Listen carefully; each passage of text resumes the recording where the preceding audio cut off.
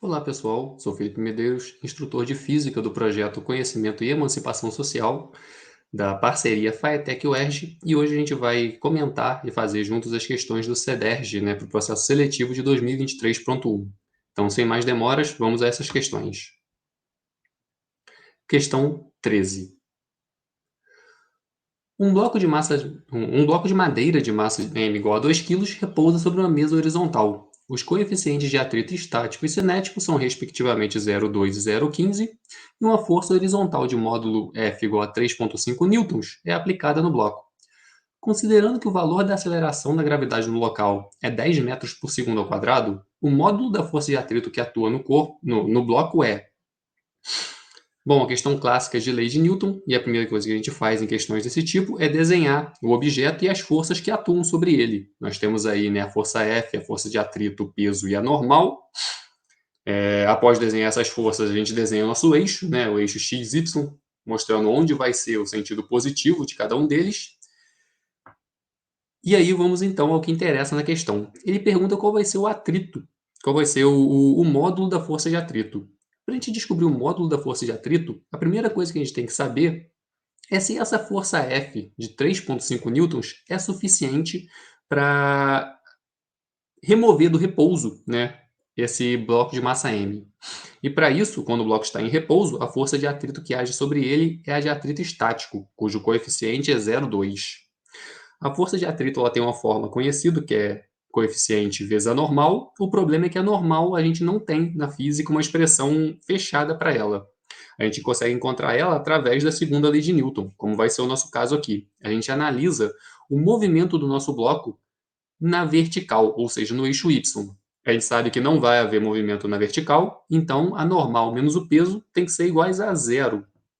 Isso dá para a gente que a normal vai ser exatamente igual ao peso, que é a massa vezes gravidade, logo 20 newtons.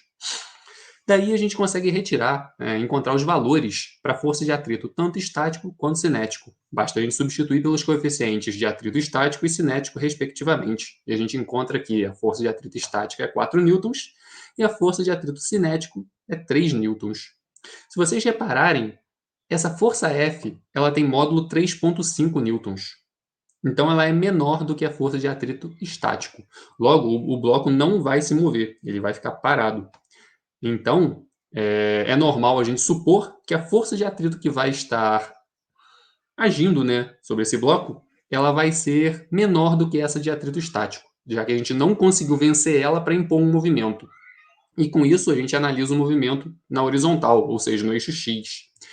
Já que não vai ter movimento, o somatório das forças vai ser igual a zero, então a gente vai ter F menos a força de atrito iguais a zero. Isso dá para a gente que a força de atrito é exatamente igual a F, o módulo dela, ou seja, 3,5 newtons.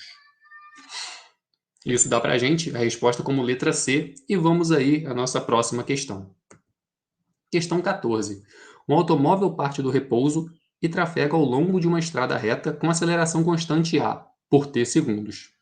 Ao final desse intervalo de tempo, o módulo da velocidade do carro atinge o valor V1. O motorista, então, sem pisar no freio, reduz instantaneamente a aceleração do veículo pela metade, ou seja, a aceleração agora passa a ser A sobre 2, mantendo esse valor por mais t segundos. Ao final, os quais o módulo da sua velocidade atinge o valor V2. As respectivas distâncias percorridas pelo veículo durante cada um dos intervalos de tempo são denotadas por D1 e D2. As comparações entre V1 e V2 e D1 e D2 são, respectivamente, essa questão daria para fazer ela sem abrir nenhuma conta. Basta você ver que, em nenhum momento, houve uma aceleração negativa. Ele não freou. Se ele não freou, ele continua acelerando, mesmo com aceleração menor, a gente já pode supor que a velocidade 2 é maior do que 1, porque ainda teve aceleração. E, já que ele em nenhum momento regrediu em seu movimento, já podemos supor, já podemos dizer que a distância 2 é maior do que a distância 1. Então a gente já poderia, de cara, sem abrir nenhuma conta, marcar a letra D. Velocidade 2 é maior do que a velocidade 1 e distância 2 é maior do que a distância 1. Mas, resolvendo matematicamente, a gente tem que a distância percorrida ela é a distância inicial, partindo do repouso, ela é zero. A velocidade inicial vezes o tempo. Então, para o caso 1, ele parte do repouso, então a velocidade inicial é zero. E o único termo que sobra é o at² sobre 2. Logo, a distância 1 vai ser at² sobre 2. A distância 2 tem como distância inicial a distância 1. E a gente só soma valores positivos, né? V1t mais a sobre 2, t² sobre 2. Então, a gente encontra que a distância 2 é d1 mais v1t mais at² sobre 4. Isso claramente é maior do que d1. Por quê? Porque o tempo ele é positivo, porque V1 é positivo e a aceleração também é positiva. Então, eu estou somando caras positivos ao valor D1. Então, eu encontro um valor maior, né, do que o D1. A mesma análise pode ser feita para velocidade. Né? Velocidade 1 vai ser, partindo do repouso, a inicial é zero, mais a aceleração vezes o tempo. Então, V1 é apenas AT. A velocidade 2 vai ser a velocidade inicial. Nesse momento de velocidade 2, a inicial é V1, mais AT sobre 2. Como T é positivo e A também é positivo, eu estou somando um cara positivo ao valor V1. Ou seja, isso claramente também é maior do que V1. Ou seja, V2 é maior do que V1. Isso deixa aí para a gente a letra D como resposta. Vamos então à próxima questão. Questão 15. Uma partícula A de massa m e velocidade v colide com uma partícula B de massa 2m, que encontra-se parada. Após a colisão, a partícula B adquire uma velocidade Vb 2/3 de v.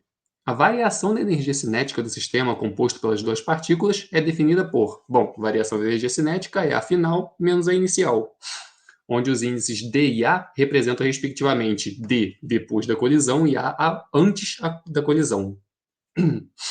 A velocidade VA que a partícula A consegue após a colisão e essa variação da energia cinética são dadas por. Isso é uma questão de colisão, onde a gente trabalha a conservação de uma quantidade chamada momentum linear, ou mais conhecida como quantidade de movimento. Eu representei ela pelo vetor P, e ele é igual a massa vezes o vetor velocidade, e por conservação dele nós vamos ter esse produto mv para a partícula A mais mv para a partícula B. Isso antes e após a colisão. Só que a partícula B, antes da colisão, estava parada. Então, Vb igual a zero, logo, sua quantidade de movimento antes da colisão é zero. A gente sabe o valor da velocidade de B e também o valor das massas, né? A massa de B é 2 vezes a massa de A. A gente pode, então, simplificar as massas e ficar com uma relação apenas envolvendo as velocidades. V vai ser igual a esse VA', onde esse linha representa a velocidade após a colisão, mais 4/3 de V. Apenas isolei o VA', que é o que eu quero encontrar, tirei o MMC e encontro aí que a velocidade de A após a colisão é menos 1/3 de V. Para a energia cinética, basta usar a fórmula da energia cinética, que é meio de mv², onde esse v² é o produto escalar de V com V. Antes da colisão, então, como apenas a partícula A possui velocidade, a energia cinética vai ser toda da partícula A. A energia cinética ela sempre está relacionada ao movimento. Então, se o objeto não possui velocidade, ele não possui energia cinética. Com isso, então, nós encontramos, substituindo os valores de massa e velocidade, que a energia cinética antes da colisão é meio de mv², exatamente a fórmula, né? E após a colisão, a gente já tem velocidade tanto para a partícula A quanto para a partícula B. Substituindo os valores de massa e de velocidade, no qual a velocidade de B após a colisão foi passada pelo enunciado e a velocidade de A após a colisão foi encontrada no primeiro item dessa questão, nós encontramos aí que ela tem o mesmo valor meio de mv². Eu disponho aí a conta para vocês darem uma olhada. Ali apenas coloquei mv em evidência. Dividi por 9 em cima e embaixo. Isso é apenas multiplicar por 1. Isso é um fato que pode acontecer. Você não altera a igualdade se você multiplicar o valor por 1. E chegam apenas simplificações, porque é uma prova que você tem uma certa quantidade de tempo para fazer muitas questões, então quanto mais rápido você puder fazê-la, melhor é, né? Então eu encontro o mesmo valor da energia cinética após a colisão. havendo então a conservação da energia cinética. Variação da energia cinética igual a zero, então não houve nenhuma força dissipativa atuando sobre o sistema, o que deixa presente como resposta o item A. A velocidade de A é menos 1/3 de V, e a variação da energia cinética é zero. Vamos então à nossa próxima questão. Questão 16. Duas partículas eletricamente carregadas, com cargas Q e Q', são mantidas a uma distância d entre si. O módulo do campo elétrico produzido por elas é nulo em um ponto P dessa linha que une essas duas cargas. E a distância desse ponto P é d sobre 3 de Q e 2d sobre 3 de Q'. Eu dispus aí um desenho mostrando onde seria esse ponto P, né? E o que a questão pede para a gente é a relação entre as cargas Q e Q'. O campo elétrico ele é dado pela fórmula Kq sobre d ao quadrado. K é a constante elétrica, né? Ela é dada por 1 sobre 4π ε0, onde ε0 é uma constante que depende do meio, geralmente é trabalhado no vácuo, mas vamos manter K mesmo, né? Tanto K quanto 1 sobre 4π ε0 para o meio que a gente está trabalhando são constantes, então vamos manter K, que simplifica o nosso problema. Q é a carga, e esse d ao quadrado é a distância que a gente está calculando no campo elétrico ao quadrado. O campo elétrico no ponto P vai ser o campo elétrico de Q mais o campo elétrico de Q'. Só que o enunciado já diz para a gente que isso vai ser zero. Então a gente abre as fórmulas de cada um desses campos, podemos simplificar a constante K, e a gente fica com a relação Q sobre D1 ao quadrado mais Q' sobre D2 ao quadrado é igual a zero. Aqui vocês notem que eu não estou supondo que as cargas têm sinais opostos, embora a gente saiba que, para o campo ser zero, nessa configuração, elas têm que ter sinais opostos, ok? Continuando então, se eu substituir a distância D1 por D sobre 3 e D2 por 2D sobre 3, eu vou encontrar essa relação de que Q é igual a menos Q' sobre 4. Ou seja, eu encontro que as cargas têm que ter sinais opostos para que isso aconteça. Em módulo, Q vai ser igual a Q' sobre 4. Se você já supor que elas têm sinais opostos, a sua equação inicial seria campo de Q menos campo de Q' é igual a zero. E aí você já encontraria o resultado da carga em módulo, que é esse que é o gabarito, né? Ou seja, encontramos então o item B. A relação entre as cargas é que Q é igual a 1/4 de Q'. Vamos então à nossa próxima questão. Questão 17. Duas quantidades de água, uma de massa M1 na temperatura de 20 graus Celsius e outra de massa M2 a 80 graus Celsius, são misturadas em um recipiente isolante térmico. E essa parte é bem importante, tá? Esse recipiente isolante térmico. Isso significa que a quantidade de calor vai ser trocada apenas entre as massas M1 e M2. Não haverá troca de calor com o ambiente. Então, muita atenção toda vez que falar, né, que o recipiente é um isolante térmico. Após a mistura atingir o equilíbrio térmico, a sua temperatura medida foi de 40 graus Celsius. E aí pergunta para a gente qual é o valor da razão M1 sobre M2. A gente sabe que o calor ele é M, onde M é a massa, C, que é o calor específico, é uma constante que depende do material, aqui é a constante da água, né? E a variação da temperatura. Então a gente consegue calcular esse calor para cada uma das massas. Q1 vai ser M1C delta T1, onde a gente vai ter aí, né, 20 M1C, e Q2 vai ser M2C delta T2. Vocês podem notar que vai dar negativo. Isso porque o calor ele flui sempre do mais quente para o mais frio.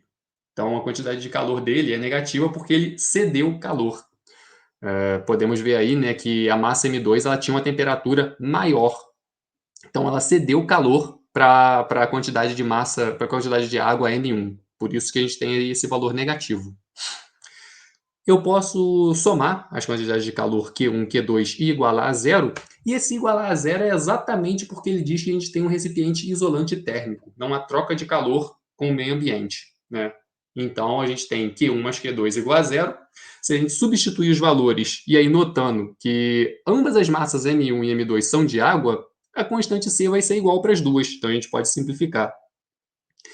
Eu posso jogar o menos 40m2 para o outro lado da igualdade, deixando ele positivo, e fico então com 20m1 é igual a 40m2. Ou seja, a razão m1 sobre m2 é igual a 2, que dá para a gente o gabarito item B, né? Letra B, 2. Vamos então à próxima questão. Questão 18. Em um violão afinado, a quinta corda vibra com a frequência F5 igual a 110 Hz e a sexta corda com uma frequência F6 igual a 82 Hz. Considere que as velocidades de propagação das ondas sonoras emitidas pela quinta e sexta corda sejam iguais, ou seja, a velocidade de ambas elas iguais. Com respeito aos seus respectivos comprimentos de onda lambda5 e lambda6, e as percepções que temos desses sons como os graves e agudos, sabe-se que... Bom, se você toca violão, você já sabe, né, que a quinta corda é mais aguda em relação à sexta corda. Mas, se não tem isso, né, vamos resolver matematicamente o nosso problema. Para ondas, a gente tem a relação que a velocidade de propagação delas é igual ao produto comprimento de onda vezes frequência, ou seja, V é igual a lambda F. Se V é constante, tanto V5 quanto V6 são iguais. Então a gente pode calcular os comprimentos de onda. O comprimento de onda vai ser velocidade dividido por frequência. Logo, o comprimento de onda da quinta corda vai ser V sobre 110, enquanto da sexta corda é V sobre 82. Vocês podem notar que o lambda 5 está sendo dividido, né? A velocidade está sendo dividida por um valor maior do que para o lambda 6. Ou seja, lambda 5 vai dar um valor menor do que lambda 6. O comprimento de onda, então, das ondas sonoras da quinta corda, ele é menor do que da sexta corda. Isso dá, então, né, o item D, lambda 5 menor que lambda 6, e o som produzido pela quinta corda é mais agudo do que o emitido pela sexta. Isso tem a ver tanto com a frequência quanto com o comprimento de onda, né? Frequências maiores são mais agudas que frequências mais baixas.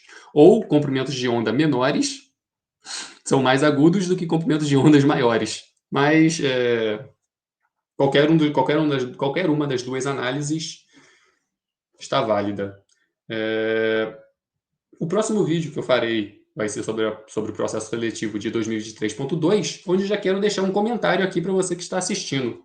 Caiu uma questão bem parecida com essa aqui de onda. Então, como um conselho para estudar, essa relação de ondas V igual a lambda F parece ser uma questão chave, que costuma cair nas provas.